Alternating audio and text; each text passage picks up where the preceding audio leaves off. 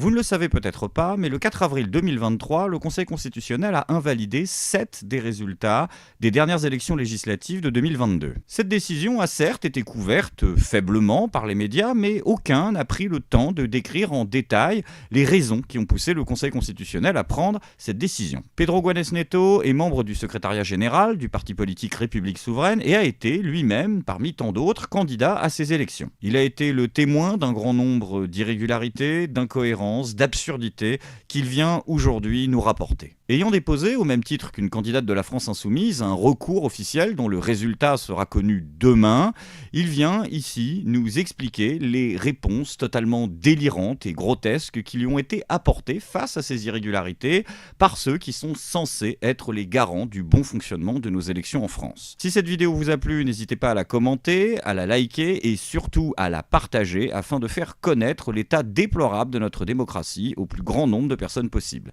Quant à moi, je vous retrouve très vite pour une nouvelle vidéo. Ciao.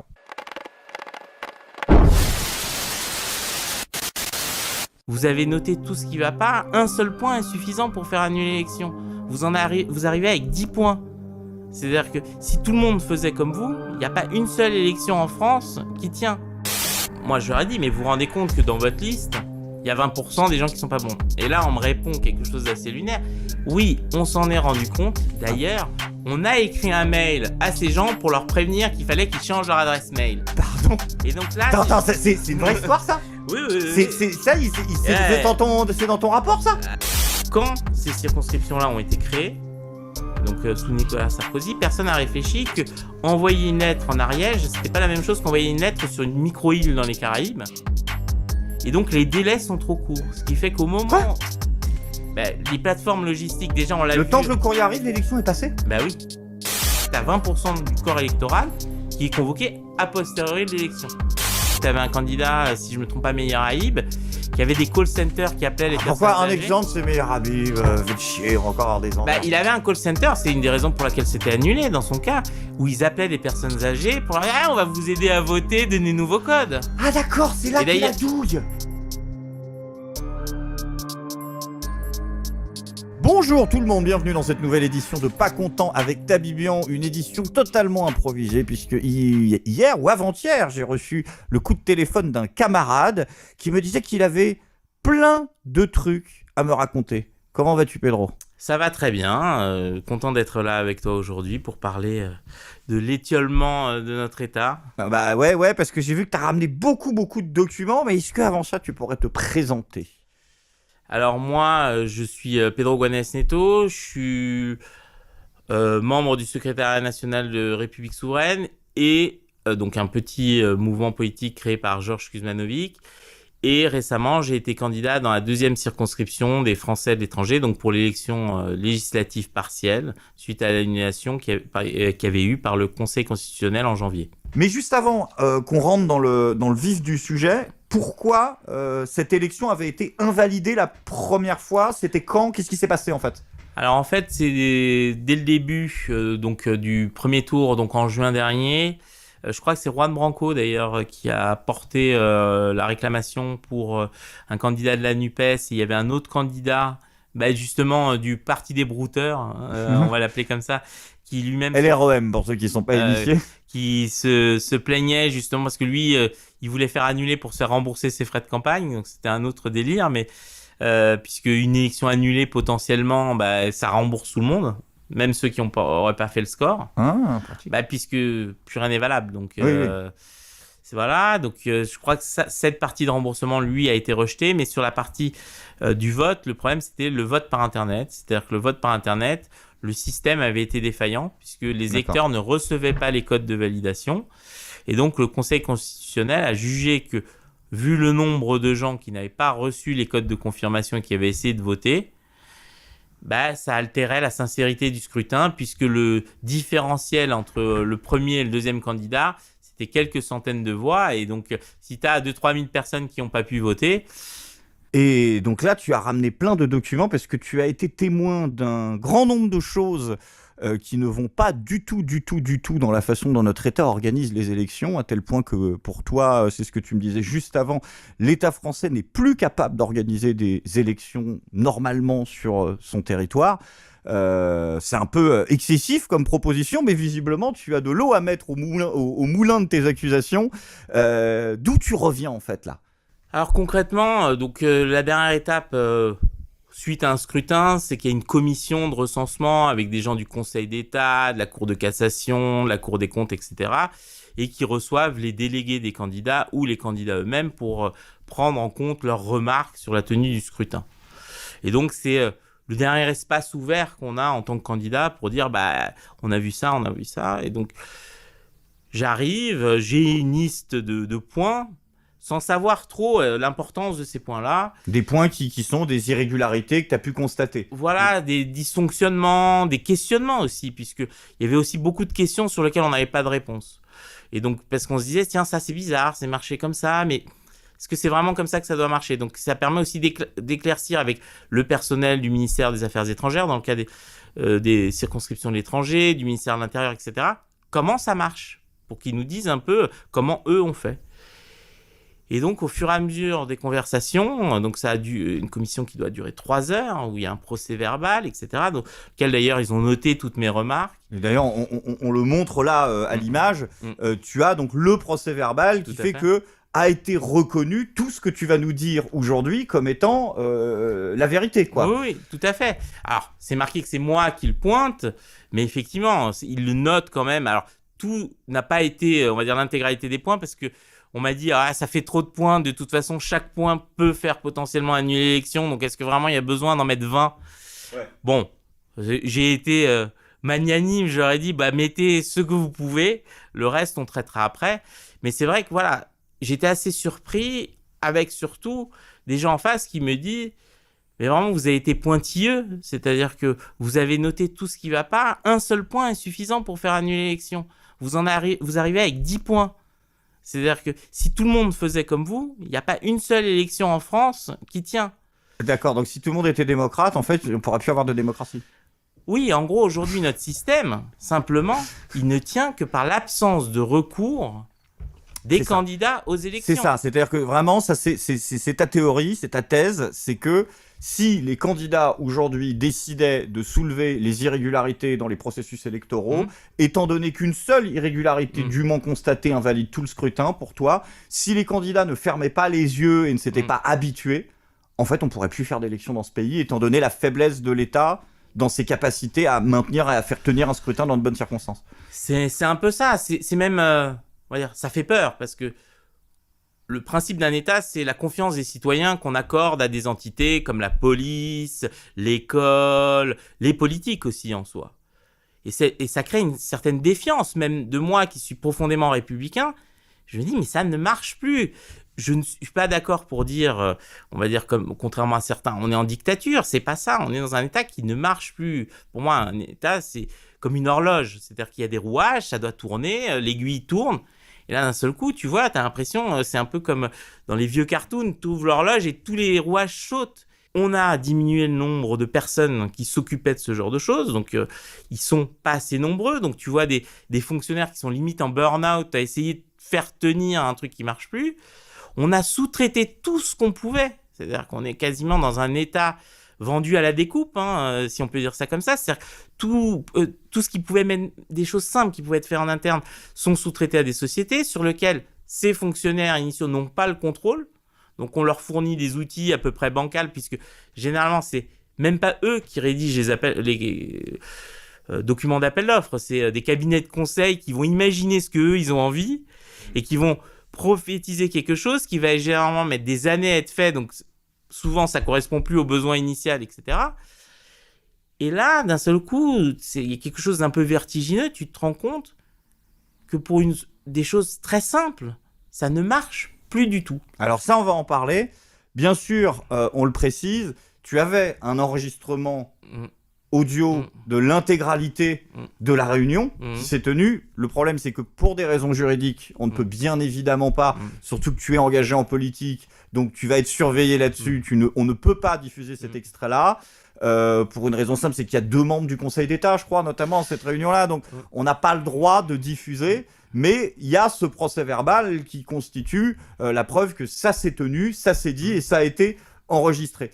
pour ceux qui aiment un peu la littérature, c'est-à-dire que moi, en tant que personne, en tant que citoyen, j'avais l'impression parfois dans des romans de Kafka ou même de Gogol, Les âmes mortes, on va dire, dans cette absurdité totale, par exemple... Alors vas-y, allons-y, rentrons dans le vif du par sujet. exemple, Premier point, par exemple, que tu as pu constater et que tu as souligné, et comment est-ce qu'ils y ont répondu? Par exemple, la convocation des électeurs à l'élection. Laquelle? Une élection des Français de l'Outre-mer, c'est ça? Des Français de l'étranger. Oui, parce que là, c'était spécifiquement, on est d'accord, dans ce cadre précis. Tout à fait. Donc en fait, il faut savoir que la raison pour laquelle ça a été annulé la première fois, c'est que le vote, parce que c'est cette élection-là, il y a 3 modalités de vote. Il y a la première, c'est le vote par correspondance. Donc les gens sont censés recevoir chez eux une enveloppe, ils renvoient leur bulletin de vote. Ok. Le vote par Internet. Donc chose qu'ils expérimentent et sur lequel, moi, personnellement, justement, c'est aussi une des raisons pour lesquelles je trouve que c'est important. On sait très bien que ça sert de laboratoire.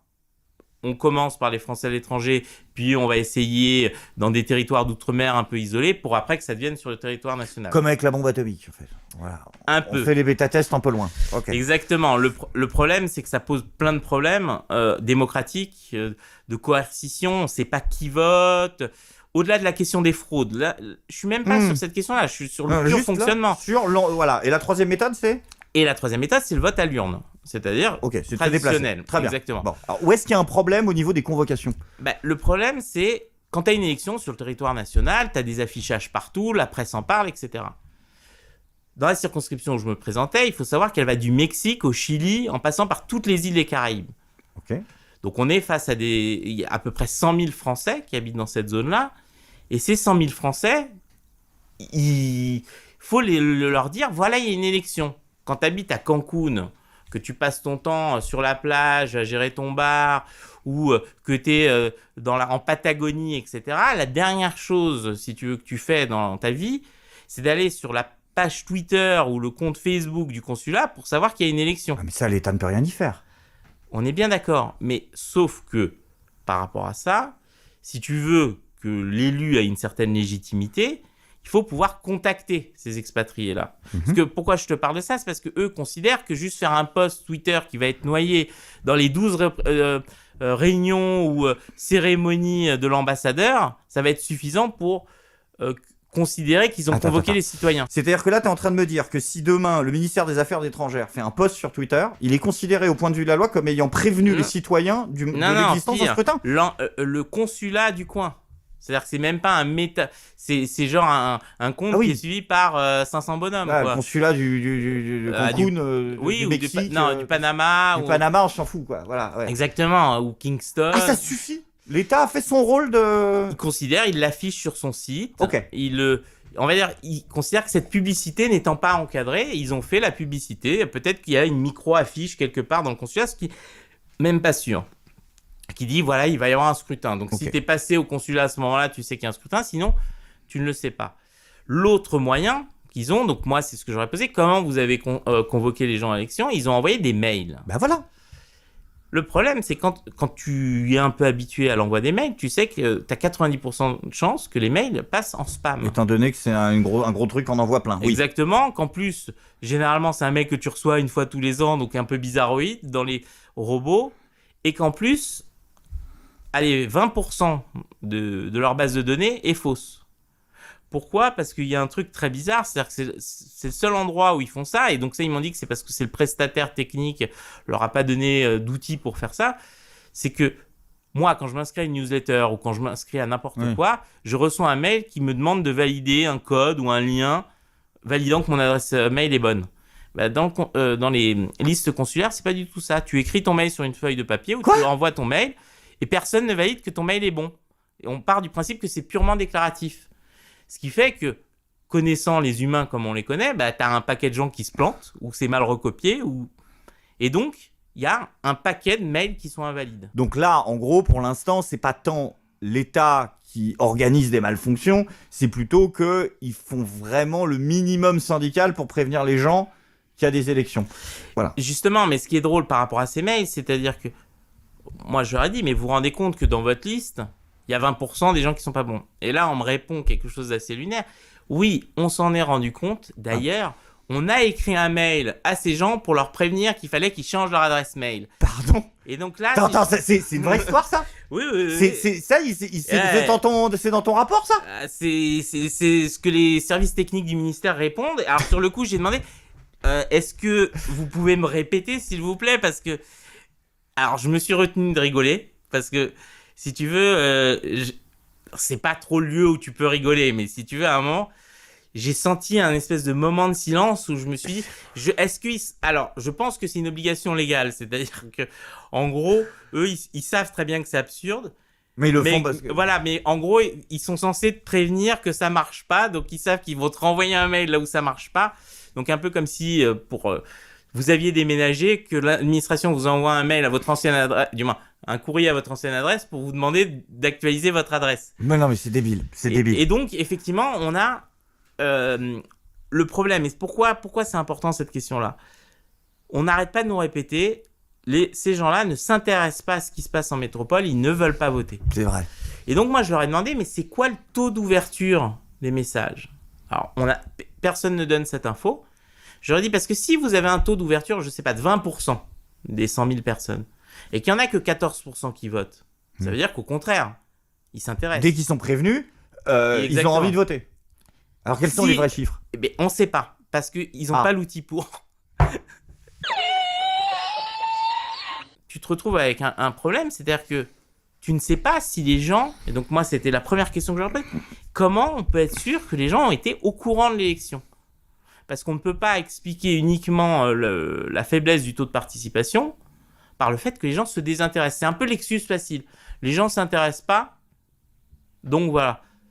En sachant qu'en plus, le mail, pour moi, n'est pas un moyen fiable de contacter les gens, puisque concrètement, c'est des entreprises privées qui vont décider ou pas si tu as le droit de lire ou pas ce message, puisque dès lors qu'ils te le mettent dans les spams, qui va fouiller ces spams entre les mails de Viagra, les trucs de Bitcoin, etc. Les cousins qui ont un héritage là, exactement. Là en Côte d'Ivoire. Ouais. Faut vraiment que tu saches que tu as un message qui va arriver pour avoir envie de fouiller. Ouais. Et donc, c'est effacé régulièrement.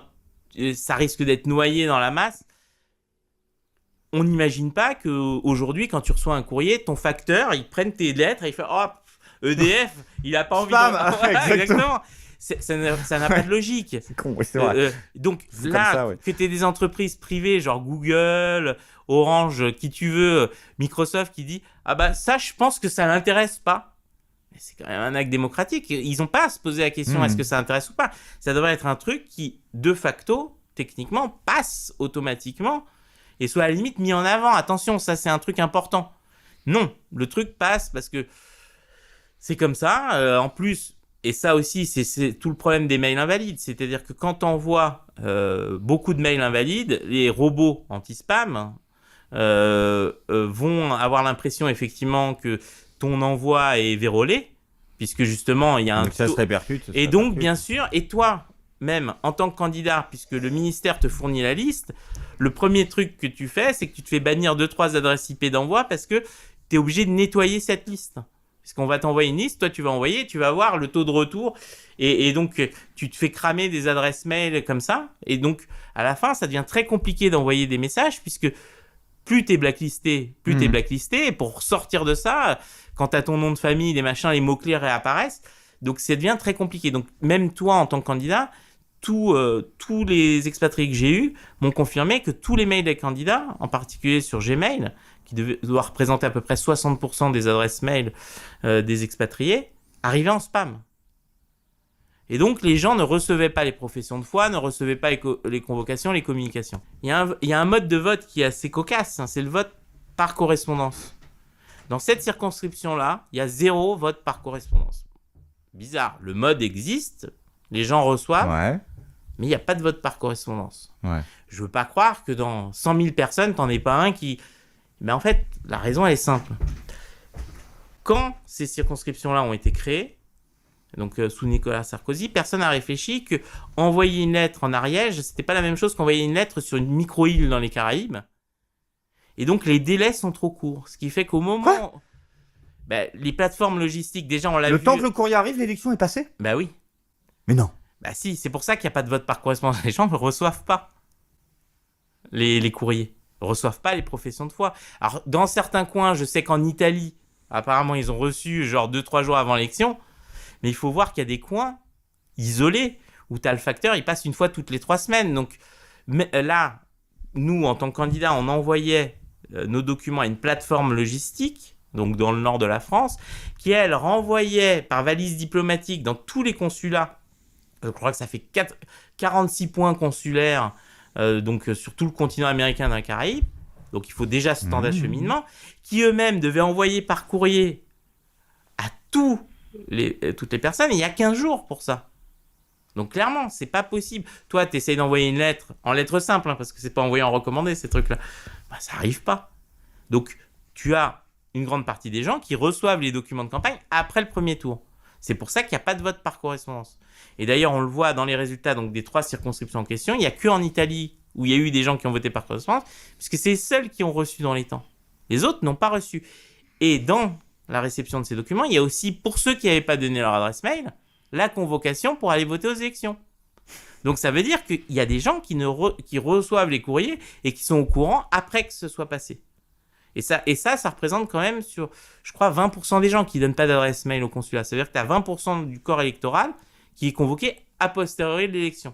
Donc déjà, ça c'est moyen, parce que quand on sait qu'on passe avec 3%, imagine couper 20% des gens. La différence, on ne sait pas ce que ces gens votent. On ne sait pas quelles sont leurs opinions politiques. Moi, quand j'analyse les résultats, j'étais assez surpris de résultats dans 2 pays, en particulier Cuba et le Venezuela. Quand tu es expatrié, que tu vas habiter à Cuba, tu peux imaginer que tu colles un peu avec l'ambiance politique du pays. Alors les gens votent majoritairement pour la candidate du gouvernement. Mais une faible, on va dire, ceux qui ont voté. Tu dis, c'est un peu bizarre. Même chose au Venezuela. Juste parce que je pense que les gens n'ont pas reçu l'info. Et donc, qui doit voter ? Juste des cadres d'entreprises françaises qui sont sur place ou le personnel consulaire. Et ça ne va pas au-delà de ça. Et pour moi, si tu veux, déjà là, ça entache complètement la sincérité du scrutin, puisque il n'y avait que ceux qui étaient, on va dire, dans les partis politiques, donc qui savaient, qui recevaient les bonnes infos, qui ont pu voter. Donc, c'est des militants. Donc, tu es sur un vote militant et tu n'es plus sur un vote global de la population. Ça va favoriser les grands partis qui ont des réseaux. Donc, l'émergence d'une candidature citoyenne devient très difficile, puisque tu n'auras pas le réseau pour mobiliser suffisamment de gens. Et les gens vont découvrir que tu existes après l'élection, en fait. Donc, c'est vrai que c'est un peu, je trouve, c'est un peu une perversion du système, ça. Et ça, déjà, c'est le premier truc qui m'a profondément gêné. C'est-à-dire qu'on fait de la moralisation des gens, on leur dit « vous vous intéressez pas, en fait, les Françaises rejettent la politique, etc. » Mais en fait, on ne s'est même pas assuré qu'en fait, qu'ils aient été convoqués. Alors, deuxième irrégularité que tu as constatée. Alors, c'est dans l'organisation du vote sur Internet. Ok. C'est quand les gens vont sur la plateforme pour voter, ils ont des noms, ils ont une liste de noms à choisir, où ils ont des options. Ce nom est accompagné de ce qu'on appelle une étiquette. Cette étiquette... Celle du ministère de l'Intérieur, c'est ça ? Oui, c'est celle que tu détermines dans ton CERFA quand tu fais ta candidature. Pour moi, et comme pour beaucoup d'autres, l'étiquette, c'est ton nom de parti ou ton groupement politique. Alors, des petits malins se sont rendus compte qu'il n'y avait aucune législation qui couvrait ce truc-là. Et donc, tu as 150 caractères et donc ils sont amusés à mettre des slogans. Par exemple, honnêteté, éthique, contre la réforme des retraites. Certains, dont les candidates d'ailleurs que tu as traités lors des vidéos, on va dire les face-appeuses ou les brouteuses. Les faux candidats LREM, là. Exactement. Par exemple, dans ma circonscription, la première candidate, c'est écologiste avec la majorité présidentielle. Et la dernière candidate, il y a marqué ensemble. Ensemble. Sauf que c'est elle la vraie candidate de la majorité. Et quand tu vois les scores donc de ces brouteuses, entre guillemets, tu te rends compte qu'elles font des scores super élevés parce que quand tu te retrouves sur Internet face à une liste et que tu vas marquer avec la majorité présidentielle, si t'es une personne un peu âgée ou un truc comme ça, bah, tu te dis ça doit être celle-là. Tu vois, tu te poses pas la question. Et donc, tu te rends compte que les gens ont pu arnaquer comme ça des électeurs en mettant des étiquettes qui ne correspondaient à rien. Parce que c'est pas du tout encadré. Donc, c'est pas encadré. Non, alors justement, j'ai posé la question lors de la commission. En fait, c'est aussi encadré que ta bio sur Twitter. Tu mets ce que tu veux exactement. Dessus. T'as 150 caractères. Donc, je peux mettre « Vive l'empereur Dieu de l'humanité ». Ben, c'est ce que je demande. Moi, j'ai dit, mais donc si je mettais tout cramé, Ça pour passerait. rebâtir sur des bases saines. Oui, mais ça passerait, tu vois. Tu sais que tu ferais des voix juste parce que tu aurais marqué ça. Et on me dit oui.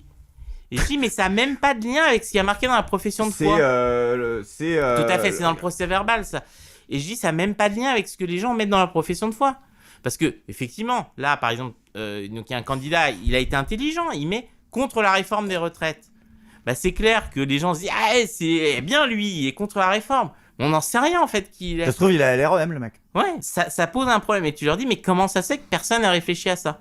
C'est-à-dire que vous faites un scrutin sur Internet et personne n'a réfléchi que, en gros, on pouvait marquer n'importe quoi. Et d'ailleurs, même les gens qui étaient là, les juges, ils ont dit, mais c'est pas possible. Et en fait, on se rend compte qu'il y a un trou législatif parce que quand ils ont organisé l'élection par Internet, ils n'ont pas réfléchi à ça. C'est-à-dire que il y a personne qui s'est dit, ah bah, il y a des petits malins qui vont s'amuser à marquer n'importe quoi. Et effectivement, nous, à posteriori, on s'est dit, mais on est bête, on n'aurait pas dû marquer République souveraine, on aurait dû marquer un truc un peu punchy, tu vois, pour... Borne d'émission. Ouais, t'aurais pu marquer. Et en fait, rien. C'était libre. Donc, effectivement, pour moi, si tu veux, c'est un peu une atteinte à la sincérité du scrutin, parce qu'à la limite, si c'est ton slogan de campagne, passons. Mais quand c'est un truc, par exemple, dans le cas d'un des candidats, donc il met contre la réforme des retraites, et tu regardes sur sa profession de foi, il y a marqué nulle part contre la réforme des retraites. Troisième irrégularité que tu as constatée. Alors, c'est dans le vote sur Internet. Le vote sur Internet, ça pose un problème, c'est que on n'est pas aujourd'hui capable d'identifier qui est derrière l'écran.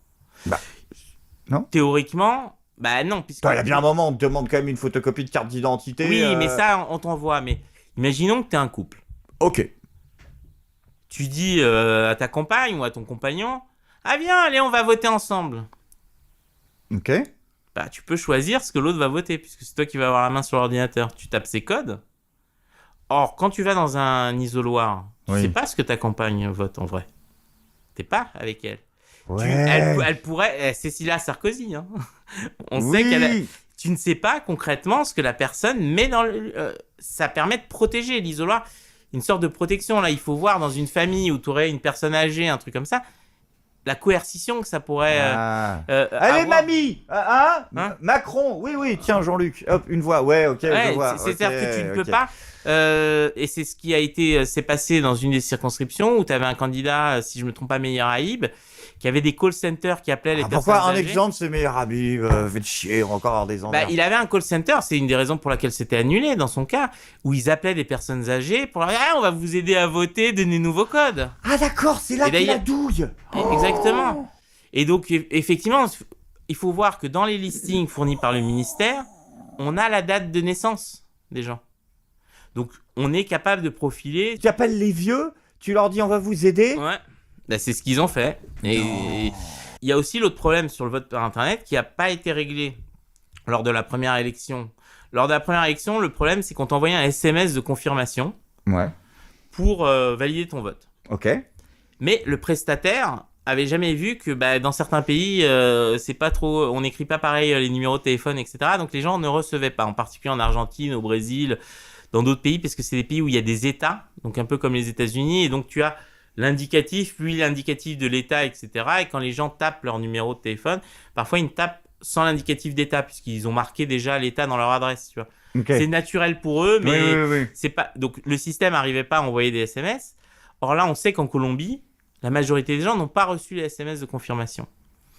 Et moi, j'ai demandé, si tu veux, est-ce qu'on peut savoir, parce que pour moi, il y a deux données qui sont fondamentales, qui ne sont pas divulguées. Alors, j'ai participé aussi à la commission de dépouillement du vote électronique. On te dit les votes nuls, on te dit les votes blancs, mais on ne te dit pas les votes échoués. C'est-à-dire, ce que j'appelle le vote échoué, c'est la personne s'est connectée à la plateforme. Du moins, elle a tenté de se connecter à la plateforme. Elle n'y est pas arrivée. Elle n'a pas réussi. Elle s'est connectée à la plateforme, elle n'est pas allée jusqu'au bout. Et elle s'est connectée à la plateforme, elle a essayé de valider, et elle n'a pas tapé le bon code, ou un truc comme ça. On n'a pas cette donnée-là. Donc, on ne sait pas, en fait, en vrai, si tu n'as pas la moitié des gens qui ont essayé. Alors, le ministère te dit, oui, mais on avait une plateforme de chat, d'aide, etc., au cas où. Franchement, il faut être super motivé. Connaissant, moi, je vois... Genre pareil, Mamie Tromblon, comment tu veux qu'elle aille parler au chat Ouais, et même, c'est en gros... on va reprendre, c'est un peu cliché, mais tu prends le mec qui est dans les Caraïbes, tu vois, l'expat qui est à Kingston en Jamaïque, il fait beau et tout, il essaye de voter sur Internet, ça marche pas. Ah, tu viens à la plage? Ouais, j'arrive. Ouais, vas-y, ça me saoule. Voilà. Ok, d'accord. Exactement, ça a pas marché, tu vois, tu vas pas te prendre la tête. Alors, 4e truc que t'as pu constater. Déjà, l'ergonomie du truc, il faut voir. Par exemple, pour accéder au circulaire des candidats, quand tu étais sur la homepage du ministère, il fallait, je crois, 12 ou 14 clics. Alors, en ergonomie, c'est-à-dire que... et dans des 14 sous-menus. clics, c'est énorme. Non, mais dans des sous-menus, en plus, il fallait chercher le sous-menu. Le menu n'est même pas mis en évidence. Tu rentres dans une page élection, après, tu as un menu sur la droite, candidat. Après, dans le truc candidat, tu mets découvrir la circonscription. Après, découvrir la circonscription. Oui, l'État est très très fort pour faire des sites très mal optimisés quand c'est des choses qui les arrangent pas. Je sais pas c'était quoi cette affaire. Ah, ça a quelques années déjà, où je sais plus quel site d'État, comme ça, il y avait eu tout un scandale, parce qu'on s'était aperçu que niveau ergonomique, c'était un truc, on était à ça. On était à ça, tu sais, des gifs animés de chauves-souris avec des flambeaux dans des frames que tu descendais à la main, quoi. Parce que l'État avait pas vraiment envie. Je crois que c'était un truc pour recueillir. Je sais plus ce que c'était, mais êtes-vous pour ou contre un truc pour lequel l'État était pour, tu vois. Donc, personne vote. Orly ADP, je veux dire. ADP, voilà. ADP, oui. Je me souviens que le code de la commune ne correspondait pas voilà, à ton ça. code. Les gens n'arrivaient pas à trouver, donc beaucoup de gens ont laissé tomber. Moi, je me souviens, on avait aidé beaucoup de gens justement à le faire parce que les gens n'arrivaient pas. Et concrètement, les gens ont le droit d'être techno-réfractaires, tu vois. Si c'est dur, bah, ils laissent tomber. Moi, ma mère est décédée, mais moi, je me souviens, dès que ça devenait compliqué, elle balançait la tablette ou l'ordi. Ça la rendait folle, tu vois. Pour elle, c'est, bah, je tape mon truc, c'est censé marcher. Ils réessayent pas 3 fois, tu vois. Et c'est compréhensible. Les gens attendent une certaine simplicité. Et c'est là, quand tu vois l'ergonomie de la plateforme, tout, tu vois que ça a été fait. Ça élimine quand même une certaine partie des gens. C'est vrai. Alors, 5e point que tu as pu constater, toujours pareil, où on t'a répondu PTDR, c'est qui? C'est un double point. Alors, ça a été constaté par la personne qui était à côté de moi, qui était une candidate de la NUPES, sur la, donc la circonscription, je crois, c'est Italie, qui va jusqu'à Israël, parce que alors le découpage des circonscriptions de l'étranger. Italie jusqu'à Israël, rien que la phrase déjà. Non, mais par exemple, t'as les Turcs qui votent et les Israéliens. Tu oui, penses que, c'est à côté de la zone Turquie. Kosovo, Jamaïque. Ouais, c'est tout ça. Exactement. Ouais, un peu comme, si tu veux, physiquement, quand tu vois la durée de la campagne, qu'il faut aller du Mexique au Chili en passant par toutes les îles des Caraïbes. L'autre, il va pédaler, hein, le mec de la poste. Hein. Ah bah le bilan carbone aussi, t'exploses tout. J'ai calculé, j'avais un peu étrié justement d'autres candidats en leur disant, mec, ils en étaient plus à plus de 50 000 kilomètres, tu vois, pour faire un circo. C'est pas l'Ariège, hein, clairement. Ça devient compliqué quand c'est sur. Et je crois la pire, c'est celle qui part de Russie et qui va jusqu'en Australie, tu vois. Parce qu'en fait, il divise, je crois, par à peu près 100 000 personnes. Ah, ok. Mais ça, les zones n'ont pas vraiment de sens géographique. C'est-à-dire que Portugal, Espagne, c'est une zone. Ouais. Il y a beaucoup d'expats, mais alors. Bon. Après, bref, et donc, on se rend compte. T'étais avec cette candidate NUPES. Voilà. Elle parle d'un cas, et d'un seul coup, quand tu écoutes ça, tu dis, mais c'est des citoyens français dont il s'agit, mais quel délire on est. Donc, des Franco-Israéliens qui habitent en Cisjordanie, qui vont voter dans un bureau juste à côté. Ok. Et les Franco-Palestiniens, donc ils habitent à Hébron, ces gens-là. Les mêmes Franco, cette fois-ci palestiniens, qui habitent à Hébron, vont voter à Ramallah. Or, tu dis, mais ils habitent dans la même ville, mais ils vont pas voter au même endroit. Sauf que quand tu es franco-palestinien, tu ne peux pas aller à Ramallah. Bah non. Donc, parce qu'il y a plein de checkpoints. Tu peux pas passer le checkpoint, en fait. Ouais, exactement. Et non. Donc, en fait, d'un seul coup, l'État français joue le jeu de la ségrégation ethnique, alors que c'est des citoyens français. Je sais même pas comment ils les trient. Alors, ils doivent les trier par les adresses. Mais c'est juste hallucinant. C'est-à-dire que tu exclus les gens, parce que d'un côté, il y en a qui vont mettre 20 minutes pour aller voter avec une autoroute qui leur est réservée, etc. Et d'autres qui doivent passer 200 checkpoints et faire 5 heures de route pour aller dans une zone où probablement ils seront refoulés parce qu'ils n'auront pas le droit d'y aller. Même avec leur passeport français, etc. Et là, tu dis, mais on marche sur la tête. C'est-à-dire qu'il n'y avait aucune justification, d'ailleurs ils étaient assez embêtés, qui justifiait. Alors, je pense que c'est pour éviter d'attiser les conflits ethniques. Mais dans ces cas-là, tu fais 2 bureaux l'un à côté de l'autre, tu vois. Tu fais au même endroit, tu fais, on va dire, une file A, une file B, comme on a dans les écoles ici, où tu as plusieurs bureaux au même endroit. Bon, c'est tout, et tu mets des gens qui vont sécuriser les lieux. T'as d'autres exemples comme ça de bureaux de vote qui sont placés à des endroits inaccessibles où les gens peuvent pas accéder? C'est par exemple le bureau des Libyens qui est en Tunisie.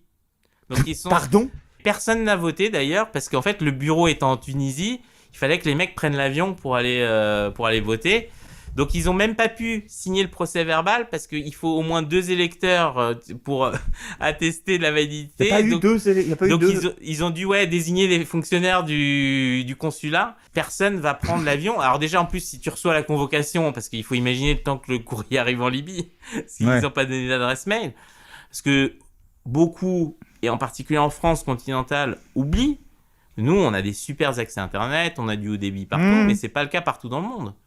Les zones blanches, quand tu es au milieu de la Patagonie, si tu veux, je pense pas que 4G, pour télécharger les professions de foi des candidats, elle soit aussi rapide que ici. Et donc, c'est vrai que tout le monde, l'accès à Internet n'est pas pareil en fonction des pays. Donc, je pense qu'en Libye, je sais pas trop comment ça marche aujourd'hui, mais quand on a des pays avec des infrastructures dégradées, clairement, c'est pas facile aussi. Peut-être tu te connectes une fois toutes les semaines ou un truc comme ça. Tu vois, t'es pas au taquet à regarder le compte du consulat sur Twitter pour voir s'ils annoncent une élection, tu vois. C'est toujours, on en revient au premier problème, mais c'est, pour moi, ça fait partie d'un tout. Et c'est vrai que quand ils te disent, ils étaient très déçus qu'aucun Libyen soit allé en Tunisie pour aller voter.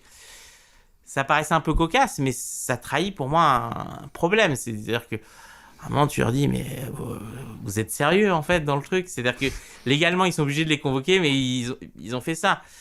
Et c'est vrai que, voilà, ça tu te dis, pas possible, en fait. On serait dans n'importe quel autre pays du monde. La France, on voit régulièrement des observateurs, on dirait, par exemple, ce qui se passe en Israël, de séparer les gens. On dirait, mais c'est un scandale! Ce pays fait de la ségrégation raciste pour empêcher... On a critiqué beaucoup les États-Unis d'avoir fait ça. On critique plein de pays, justement, de trier les gens. Mais nous, on le fait. Moi, je comprends pas. Ça, c'est un truc... Et je sais que la candidate NUPES, justement, veut faire entendre ça, parce que dit c'est pas possible, parce que clairement, c'est pas forcément le même bord politique, les gens ont pas forcément la même opinion. On peut penser ce qu'on veut de ces types d'expatriés-là, mais c'est un droit, le vote, c'est un droit pour tout le monde. Tout le monde a le droit de voter, peu importe ses opinions politiques. On peut préférer des bords politiques, mais si la personne vote à extrême gauche, à extrême droite, au centre, c'est leur droit. Si t'enlèves une partie de la population et que tu dis non, toi t'as plus le droit de voter, c'est quand même un peu compliqué. Alors là, j'ai un autre... 6e ? Ouais, un 6e point. Alors 6e point, vas-y. Donc le ministère des Affaires étrangères, pour nous candidats, nous donne la liste de tous les pays dans lesquels tu peux... Du moins, les listes consulaires.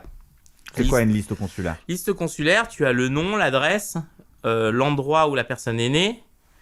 Quelle personne ? L'électeur. D'accord. Sa date de naissance. Ce qui permet à Meilleur Habib de passer des coups de fil. Alors, il n'y a pas le numéro de téléphone, mais disons que tu as suffisamment de données personnelles si tu es un peu malin pour retrouver les gens. Ouais. C'est même pour moi, c'est quelque chose, je milite contre ça parce que c'est même, si tu veux, même si tu signes des documents t'interdisant une exploitation commerciale et tout, si tu vises des personnes âgées, tu peux, tu vas les appeler, tu peux reconstituer plus ou moins leur numéro de sécu avec leur date de naissance, l'endroit où ils sont nés. Donc, tu as quasiment presque tous les chiffres. Tu te rends compte les arnaques que tu peux faire. Oui, je suis l'État français. Il faut que je mette à jour et tout. C'est quand même chaud aux patates. C'est des informations un peu sensibles. Et il y a 2 pays qu'on ne te fournit pas. Donc, dans la liste. Alors, ils te disent c'est parce que c'est des pays où c'est un peu perturbé. Corée du Nord ? Non, dans le cas de ma circonscription, c'est Haïti. Alors, effectivement, Haïti, il y a des troubles. Et le Venezuela. Ok. Mais moi, je leur dis, ouais, mais nos concitoyens en France, français, ils sont plus en danger au Venezuela qu'au Salvador ou dans d'autres pays. Tu vois, oui, c'est bizarre. On fournit les listes. En Colombie, on me fournit Haïti. Je suis pas sûr qu'il soit beaucoup. J'ai pas entendu parler de vendetta anti-française au Venezuela. Alors, effectivement, même si la France a reconnu Juan Guaido, l'agent de la CIA, comme président. Bref, on va pas rentrer dans ce débat-là, mais tu te dis, mais pourquoi en fait ? Pourquoi on peut pas contacter ces gens-là. Quel est le risque majeur? J'ai dit, à défaut, dans ces cas, ne nous donnez pas les adresses postales des gens, juste les mails, tu vois, je pense pas. On peut pas découvrir les gens par rapport à leurs mails.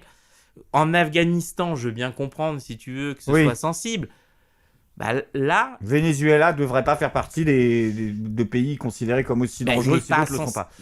C'est ça, c'est-à-dire que je crois que le Salvador, c'était quand même un pays où ça zigouillait sur le taux de mortalité un des plus forts au monde. La Colombie, c'est pas marrant comme endroit.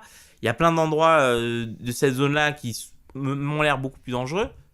Alors pourquoi Il n'y a pas de réponse. On m'a dit, on met à jour régulièrement la liste. Et donc, on vous enjoint à prévenir le ministère si vous pensez que ça va.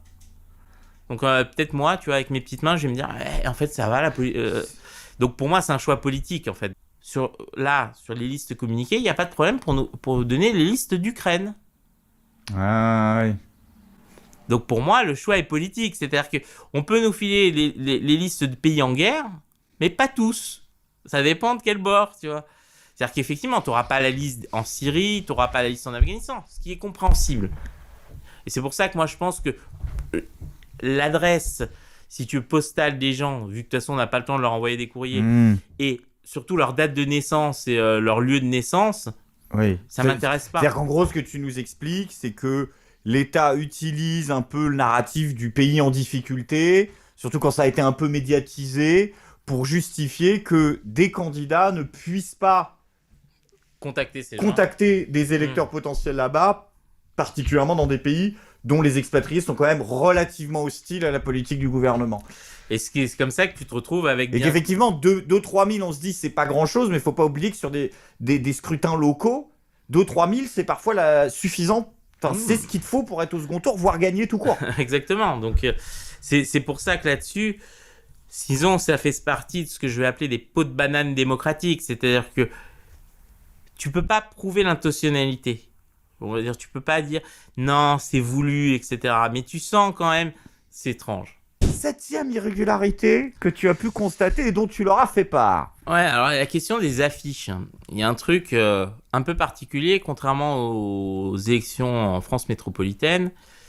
C'est pas les candidats qui mettent leurs affiches dans les points d'affichage, c'est les consulats. Donc, d'accord. Qui les placent, les consulats, les ambassades qui placent les affiches. Jusque-là, tout va bien. Il y a une date de début. Enfin, tout va bien. On pourrait s'étonner qu'il y ait 2 formules différentes en fonction d'hommes. Oui, mais on peut comprendre, c'est loin, t'as pas forcément... Bon, ça paraît partir d'une bonne intention. Sauf que dans la pratique, tu te rends compte que donc il y a une date de début qui commence à peu près une dizaine de jours, je crois plutôt une quinzaine de jours avant le scrutin. Quand tu dis une date de début, c'est à partir de quand tu as le droit de commencer à poster, à mettre les affiches. Ok. Sauf que dans la pratique, ils n'ont pas reçu les affiches. Ils les reçoivent que 2-3 jours avant le scrutin. Et dans les faits, les affiches sont mises le jour du scrutin ou la veille. Pourquoi ? Parce qu'ils n'ont pas physiquement les affiches. Donc tu leur dis, mais alors pourquoi on est censé pouvoir afficher pendant 15 jours si dans les faits, en fait, elles sont affichées pendant une journée. C'est-à-dire que ceux qui vont voter vont voir les affiches, mais les autres qui sont passés pendant 15 jours dans le consulat ne voient rien. Il dit, ah oui, mais on essaye de les faire arriver au plus vite dans les différentes représentations consulaires. Changer la date. Justement. C'est-à-dire que légalement, ils se fixent des délais qui sont impossibles à tenir, même pour eux. Et donc, oui, alors ils disent, dès qu'ils les reçoivent, ils les mettent. Ok. Mais comme ils les reçoivent la veille ou l'avant-veille avec les bulletins. Ils les mettent le jour même. Exactement. Et donc, tout ça, en plus avec une absurdité, c'est-à-dire que tu dois quand même envoyer dans une plateforme super loin en France qui va dispatcher partout. Toujours le même problème, ouais. Pour une affiche, c'est-à-dire que concrètement, ça pourrait être imprimé localement, tu vois, on pourrait imaginer que ce soit des formats A3 imprimés par le consulat, il y a 10 affiches à imprimer, ils les impriment, ils pourraient les mettre dès le départ. Je pense que non, ils doivent recevoir de façle protocolaire des affiches faites à Paris qui sont envoyées là-bas. Alors avec un protocole en plus assez drôle parce que pour que les spectateurs aient une idée, j'ai fait 46 000 bulletins, j'ai fait 100 affiches. Ouais. Ça coûtait le même prix, les 46 000 bulletins, que les 100 affiches. Pourquoi ? Parce que quand tu imprimes peu, en fait, c'est le volume qui qui compte. Et donc, en fait, les 100 affiches, en sachant qu'il fallait envoyer... donc, j'ai fait les 2 tours, même si je savais que c'était probablement improbable que je passe au 2e tour. J'avais 2 paquets parce que je pouvais pas en imprimer moins de 100. Donc, j'ai fait, et donc, ça devait être sur des palettes. Donc, il y a tout un protocole. Il faut que ce soit sur des palettes mises à plat avec des étiquettes spéciales marquées, etc. Donc, un truc assez complexe pour un paquet d'affiches. On va dire, il faut voir ce que ça représente, 50 affiches. C'est rien, en fait, en termes de papier. Et donc, la palette, potentiellement beaucoup plus lourde que le papier qui venait avec. Tu reçois une palette de 15 kilos pour tes 10 affiches. Exactement. Quelle angoisse. Et donc, tu dis, ah ouais, mais quand même, tu vois, ça pourrait être mieux fait. Mais en quoi la palette, je veux dire, est importante? Alors, je sais pas, c'est dans les normes, il faut que tout soit sur palette. Les bulletins, par exemple, ils doivent être... C'est vrai, Jean-Christophe Cambalis, même lui, il est sur palette. Je sais pas si t'as vu, les dernières fois qu'il a parlé, il était sur palette. Mais à part ça, pour les gens qui ont l'amour de la palette, à quoi ça sert? Moi, je pense que c'est fait pour compliquer la tâche des candidats en général. Complotiste. Non, c'est pas du complotisme, c'est ce que j'appelais les pots de banane démocratiques. Oui. On te met des règles, la règle est simple, t'as un cahier des charges à respecter, etc. Sauf qu'il faut se rendre compte qu'entre le moment où c'est publié et le moment où effectivement, si tu veux, tu peux envoyer à la plateforme logistique, t'as peut-être 2-3 jours. Donc déjà, il faut que ton affiche elle soit prête. Il faut que tu trouves un imprimeur qui fasse tout dans les délais et dans le format avec les palettes et tout. Moi, j'ai réussi à trouver un imprimeur qui était genre à 2 km de la plateforme logistique. Sinon, de toute façon, ce ne serait pas arrivé dans les temps. Et donc déjà, là, tu vois que tout est fait pour que ce soit plus compliqué. Et tout ça parce qu'ils compriment à mort les délais. Et donc, effectivement, si toi, tu n'as pas été mis au courant, comme certains candidats, on a pu voir qui étaient déjà prêts, alors que l'annulation n'était pas déjà faite. On se demande d'ailleurs comment... Alors, peut-être qu'ils anticipaient l'annulation de l'élection, mais tout était déjà prêt pour eux.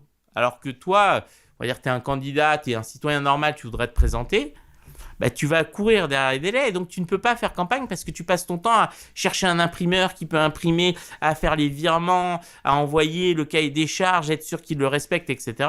Et ce qui fait qu'au lieu de faire campagne, contacter les électeurs, bah, tu passes ton temps à t'occuper de problèmes insignifiants, mais si tu le fais pas, bah, tu n'as pas d'affiche à toi.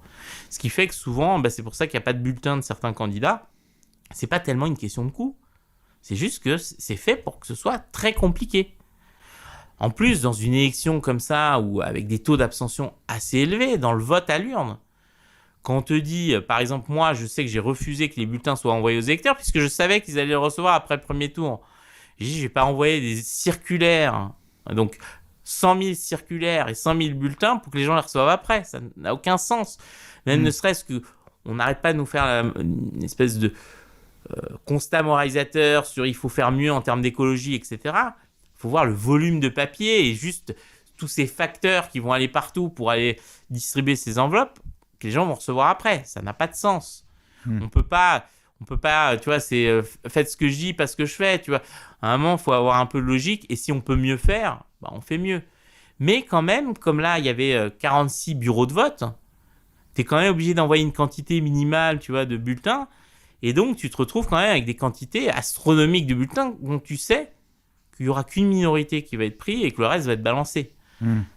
Moi, je pense que, tu vois, ça aussi, ça pourrait être mieux fait. C'est-à-dire que les consulats pourraient très bien imprimer, tu vois, 200 bulletins. Ils prennent un truc à 4 et ils passent au massicot. Ça passerait, tu vois.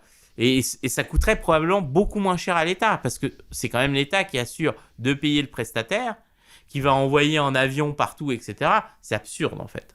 Pour aussi peu, on va dire, pour que tu aies, je sais pas moi, à Panama, 200 bulletins, tu vois, parce qu'il y a 200 votants. Donc, alors il y a des circonscriptions où il y a 10 000 votants, mais du moins des points consulaires où il y a beaucoup de votants, mais ça n'a pas de sens, ça. Et c'est vrai que ça aussi, ça fait partie des choses où tu dis, en plus c'est de l'argent public, les gens, la plupart des candidats se font rembourser dès qu'ils font un score important. Ouais. Donc c'est quand même gênant sur le principe.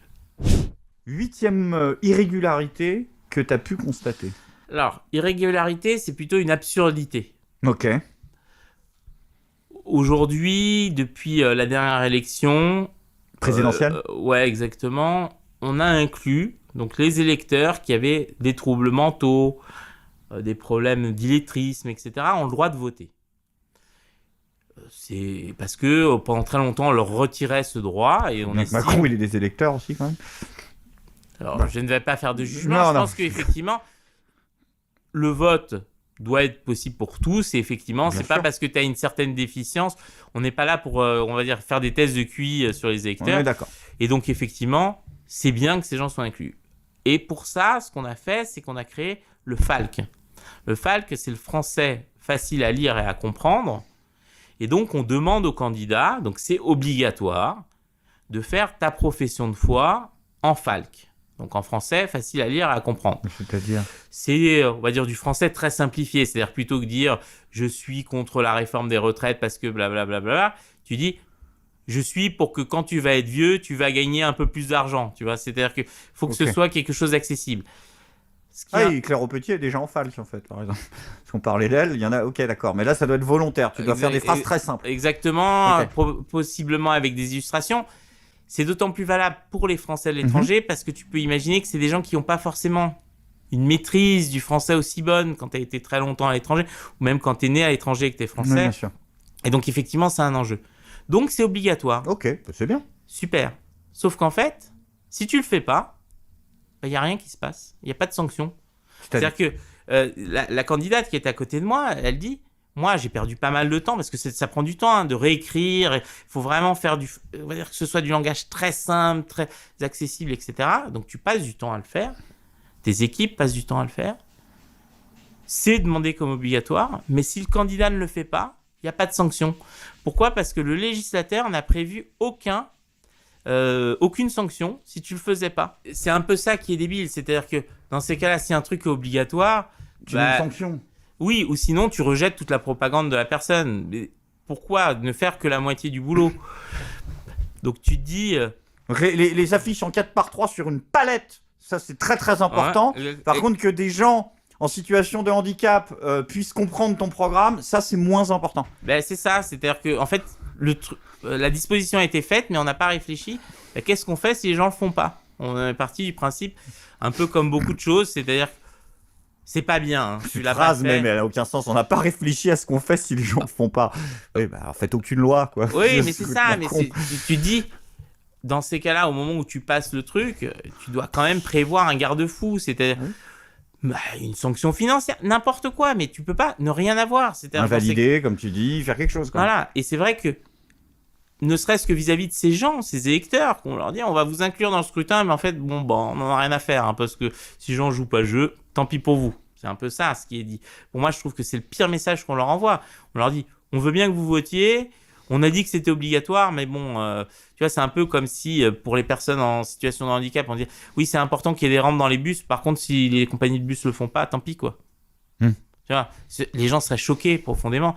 Pour moi, là, c'est l'autre candidate, justement, elle a dit dans ces cas-là, à quoi ça sert qu'on le fasse si personne le fait et même si c'est une bonne chose, c'est-à-dire que c'est du temps, parce que, à nouveau, peau de banane démocratique, c'est-à-dire que toi, tu passes du temps à faire ça, alors que tu pourrais passer du temps à faire campagne. C'est-à-dire que quand tu as en plus des délais très courts comme ça, chaque jour compte. Donc, il faut relire, il faut être sûr, tu vois. Faut pas que ce soit trop un peu infantilisant. Parce qu'écrire en français facile à lire, à comprendre, si tu veux, ça peut très vite devenir... La frontière est rapide entre ça et le côté « je te prends pour un con ». Exactement. Donc, il faut détailler. C'est pas évident. Donc, c'est vrai que là-dessus, c'est un exercice. Il y a peu de gens, pour l'instant, qui sont formés à ça. Moi, je pense que c'est important de le faire, mais je comprends... Comme cette candidate, je ne comprenais pas qu'il y ait zéro sanction. C'est-à-dire que on dit, il y a un truc, mais ça sert à rien. C'est incroyable. 9e irrégularité. La loi électorale, il y a ce qu'on appelle la période de silence. Ok, donc ça c'est le 9e point. Et la période de silence, c'est quoi ? Alors la période de silence, c'est avant un scrutin, il y a un moment où la campagne s'arrête et toi, en tant que candidat ou ton parti politique, et théoriquement même tes supporters, n'ont plus le droit de parler pour pas influencer les électeurs. Ok. C'est une règle, sauf que cette règle marchait très bien avant les réseaux sociaux. Avec les réseaux sociaux, ça devient plus compliqué. Et c'était facile aussi. En France métropolitaine, tu as un fuseau horaire. Sauf que quand tu es sur des zones où il y a 5 ou 6 fuseaux horaires... Oh la vache. Quel est le fuseau horaire qui détermine la fin de la campagne ? C'est l'endroit où est situé le candidat à l'instant T. C'est l'endroit où il habite. Ou est-ce que tu as une fin de campagne différée sur les différents fuseaux horaires? En fait, il n'y a aucune définition. Il est marqué, la campagne se finit à l'heure minuit, heure locale. Mais quand t'as plusieurs minuit? Et justement, ce qui se passe, c'est que certains candidats ont trouvé l'astuce, ils se mettent sur le dernier fuseau horaire, ils continuent à faire des meetings, donc il doit être 2-3 heures du matin, ou même 4 heures du matin, Ils ont pas dans le droit. d'autres trucs, ils postent sur les réseaux sociaux. Et nous, on leur dit, mais oui, mais s'ils postent sur les réseaux sociaux, ils s'adressent à l'ensemble des électeurs, pas juste les électeurs du pays en question. Sauf que les réseaux sociaux ne sont pas encadrés par la loi. Donc, tu as des candidats qui arrivent à trafiquer l'horaire de silence, si tu veux, et donc faire des actions politiques à des moments où toi, si tu as respecté la loi, nous, on est beaucoup de candidats, ça dit, c'est minuit, heure française. Et en fait, eux, ils vont continuer. Parce qu'il y a un coin de leur circo où il y a 35 mecs dans une cabane à 6 heures là, de fuseau horaire. Ah bah c'est bon. Oui, t'as 6 heures de plus. T'as 6 heures de plus partout. Ah ouais, mais non. Et donc, tu vois, parce que je leur ai demandé, dans ces cas-là, moi, je vais aller me mettre à Hawaï, tu vois. Si je suis physiquement quelque part, vu qu'on n'a pas de définition, c'est l'heure locale par rapport à quoi? Par rapport à la circonscription? C'est un épisode de Kaamelott. Ouais, c'est par rapport à l'heure locale. Ouais, voilà. Et donc, en fait, personne n'est capable de définir ce que c'est l'heure locale. Donc moi, on pourrait imaginer, ce serait le domicile du candidat. Ça pourrait être logique, tu vois. Il habite là, c'est minuit, là où il... Là, mais si tu bouges, tu vois, c'est par rapport à toi. C'est-à-dire que physiquement, toi, c'est le minuit sur le fuseau horaire. Tu vois, si t'es dans l'avion, tu vas, je sais pas, dans le Pacifique. C'est débile, parce qu'à ce moment, le mec, il prend sa bagnole, il trace la route à minuit 1, et puis il envoie des SMS. C'est bon, là, on peut. Non, mais c'est débile. ça. Et donc, effectivement, il faut imaginer que dans des zones, par exemple, il pourra statuer. Comme la Russie, il y a 10 fuseaux horaires. Ah ouais. Donc ça veut dire que le delta... T'as une demi-journée de plus en fait. Exactement. Donc c'est vrai que là-dessus, ça crée le problème fondamental, c'est surtout personne ne soit capable de définir précisément c'est quand la fin de la campagne, c'est quand le début de la période de silence. Minuit, heure locale. Personne n'est capable de définir ce que c'est heure locale. Pourquoi? Parce que ça a été fait sur la base de la France métropolitaine qui n'a qu'un seul fuseau horaire. Oui, où tu dis c'est l'heure locale de la capitale du pays en question. Tu trouves quelque chose pour répondre au moins à la question. Comme ça, t'as une heure. Elle est artificielle, mais enfin, t'as une heure. Au Brésil, il y a 2 fuseaux horaires, donc ou même 3, je crois, si je me trompe pas. L'heure locale, c'est où? Tu sais pas, en fait. Toi, tu peux plus parler, tu peux plus répondre. Et eux, ils ont le droit de t'invectiver et exactement, et tu peux rien dire. Parce que toi, tu risques, effectivement, est-ce que tu as envie de prendre le risque de faire ça? Puisque normalement, parler pendant une période de silence... C'est l'invalidation de ta campagne. Oui, ça peut être même de l'inéligibilité, normalement. Donc, ceux qui ont fait ça, qui ont joué à ça, les sanctions, normalement, sont lourdes. Mais encore faut-il pouvoir définir ce que c'est l'heure locale, que personne n'est capable de définir, puisqu'on ne sait même pas si c'est par rapport à Greenwich ou à l'heure d'été. Tu sais pas. Donc, c'est vrai que... Moi, si tu veux, ça fait partie des choses où tu dis, les gens vont dire « Oui, mais c'est mineur, est-ce que vraiment c'est grave ?» Bien sûr, fondamentalement, peut-être que c'est pas ça qui va changer dramatiquement. Ouais, mais quand on les cumule tous, c'est-à-dire, les mecs reçoivent pas les affiches, sont pas avertis par mail, tu vois ce que je veux dire? Mais c'est ça, mais c'est pour moi. Quand tu cumules tout, ça commence à faire beaucoup. C'est surtout, théoriquement, tous les points qu'on a évoqués, ils sont faciles à régler. Le point numéro 10, donc. Qui, on va dire, était la fin de la blague. Ouais. Le ministère, donc le jour de la publication des résultats, le ministère des Affaires étrangères publie sur son site une liste des résultats par circonscription où le fonctionnaire en question, probablement par la fatigue à 3 heures du matin, se plante dans les formules Excel et donc aucun des totaux sur une communication officielle ne correspond à rien. C'est-à-dire qu'en fait, là où tu avais 8000 votants, tu te retrouvais avec 50 000 votants, les scores étaient multipliés par 4 par chacun, donc les candidats voient ça. T'as une copie de ça? Non. Oui, si, moi j'ai les feuilles.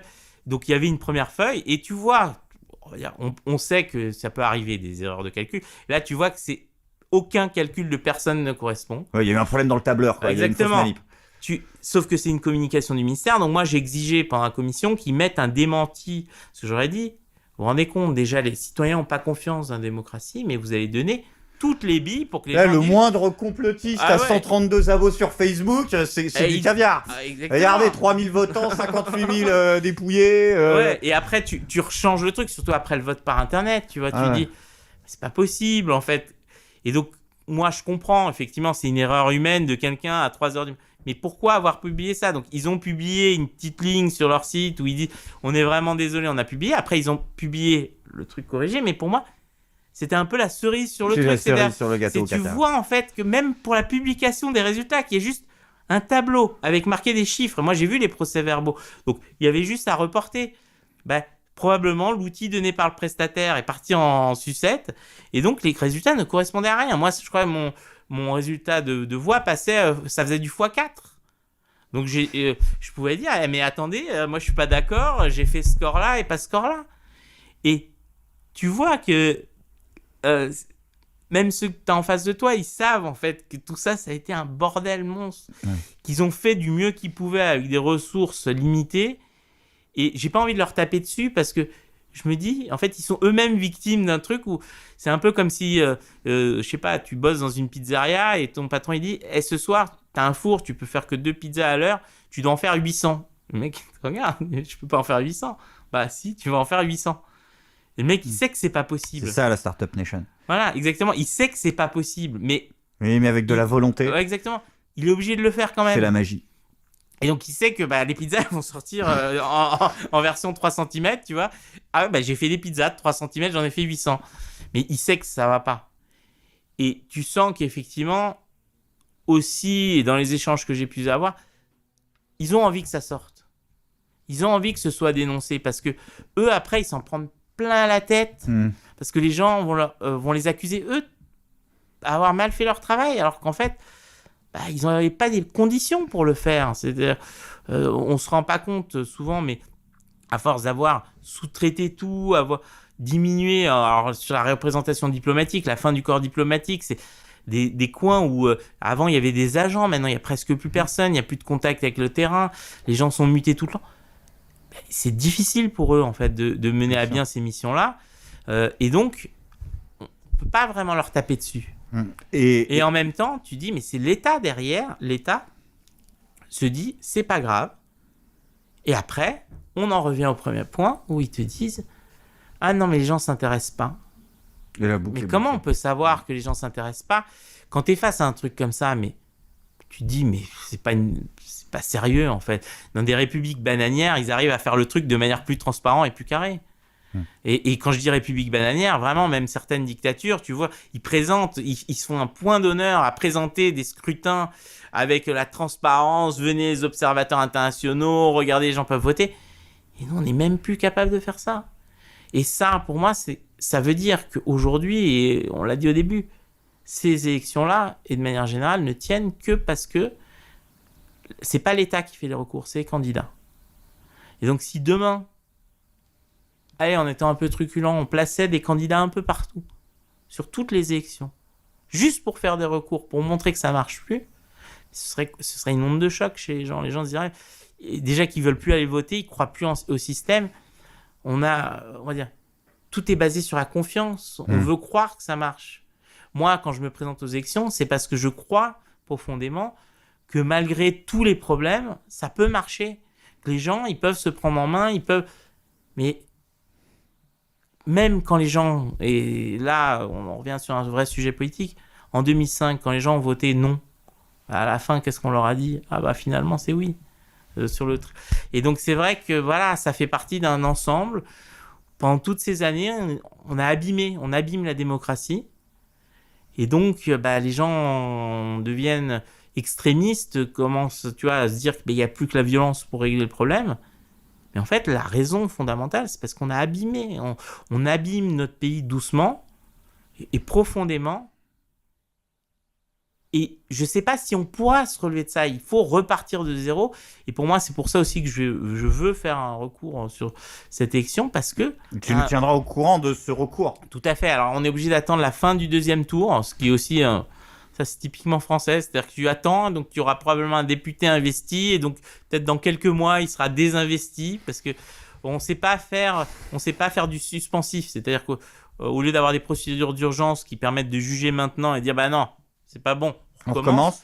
C'est ce qui s'est passé Et la première on doit attendre, puis on repart à zéro avec des nouvelles palettes et des nouveaux machins, et des Exactement. nouvelles merdes et des mails qui parlent pas. Tu disais juste là que justement les gens avaient pas les moyens de respecter les règles. Mais alors, visiblement, de ce que tu me disais, on n'en a pas fait un point parce que c'était un cas particulier, mais par exemple, en ce qui concerne le matériel de campagne, étrangement, il semblerait que certains candidats, de ce que tu as pu voir, eux, ont moins de difficultés que les autres, c'est ça ? Oui, alors, probablement, ils étaient au courant de quand est-ce que ça allait être voté et plus ou moins l'orientation que ça allait prendre le vote. Normalement, t'es pas censé produire ton matériel à l'avance, du moins, c'est un peu... Mais qu'est-ce que tu as vu ? T'as vu Ah bah quoi ? moi j'ai vu des candidats qui avaient déjà genre jour 1 après l'annulation, déjà des vidéos de campagne, des dossiers de presse complets, des trucs. C'est pas... Ils ont peut-être tourné en avance, mais... Oui, mais avec quels moyens ? Ah, si c'est les moyens de leur ministère, Non ou mais c'est les moyens... j'espère. ou que c'est les moyens de leur équipe de campagne, ça, ils n'ont pas le droit. C'est On du est bien détournement d'accord. de fonds publics, si c'est avant. On est bien d'accord. Il va falloir voir dans leur compte de campagne ce qui est valorisé. Et c'était des candidats de tous bords politiques ou quand même Alors, la majorité présidentielle, ils étaient très très en avance. Très en avance, c'est bizarre, hein. Disons que... C'est des professionnels déjà. C'est vrai, je pense qu'en plus, il doit y avoir pas mal de cabinets de conseil qui ont bossé en amont, donc probablement, c'est vrai que ça a dû aider, mais c'est vrai que tu te dis, ça aussi, c'est pas très juste. Regarde cette femme, elle a pas une tête à envisager les choses en avance, hein, par exemple, ça se voit pas qu'elle a fait une stratégie sur 5 ans pour être élue, qu'elle a tout pensé, moi j'en suis sûr. Peut-être. Nous ne voyons pas d'autres explications. Mais ce qui est sûr, c'est que si on veut que les citoyens aient à nouveau confiance, et moi je pense que on le voit avec les mobilisations pour les maladies de retraite, les gens sont intéressés par le fait politique. Ils sont intéressés par la politique. Ils ne croient plus dans le système actuel. Et pour moi...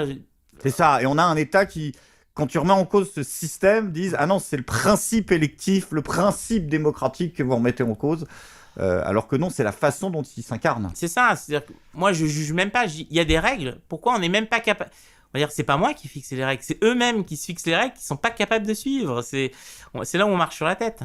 Mais visiblement, ces règles aussi, on le cite avec l'exemple par exemple du Venezuela, on le cite là par exemple avec le matériel de campagne, peut aussi être des règles qui, dans leur état de dysfonctionnement, ont une tendance structurelle à favoriser davantage un candidat de la majorité implantée plutôt qu'un candidat qui viendrait le déstabiliser. C'est clair que là, on en revient, par exemple, nous on l'a vu pendant l'élection présidentielle, par exemple sur la question des parrainages, quand au début de la Ve République, sans parrainage, anonyme, tu passes maintenant aujourd'hui avec les différentes réformes à 500 parrainages publics. C'est clair que doucement, c'est ce que à nouveau, j'aime bien ce terme, mais parce que pour moi, je pense à ce truc de Mario Kart, on me balance des pots de banane comme ça et toi, tu dois slalomer et tu te les prends et c'est obligé. Et donc, on l'a vu, pourquoi il n'y a pas eu d'issue politique aux Gilets jaunes, typiquement. Pourquoi c'était tellement difficile pour eux de se structurer. Mais parce que, et je pense que toi, tu avais essayé aussi, pour avoir les agréments, la structure, l'association-financement, les comptes en banque. Là, par exemple, moi, on a dû faire, je crois que c'est même pas encore fait, parce que le temps du droit au compte. Parce que les banques te refusent. T'es candidat, les banques te refusent alors que c'est juste de l'argent que tu vas mettre. Hein. C'est même pas, tu leur demandes pas des prêts, rien.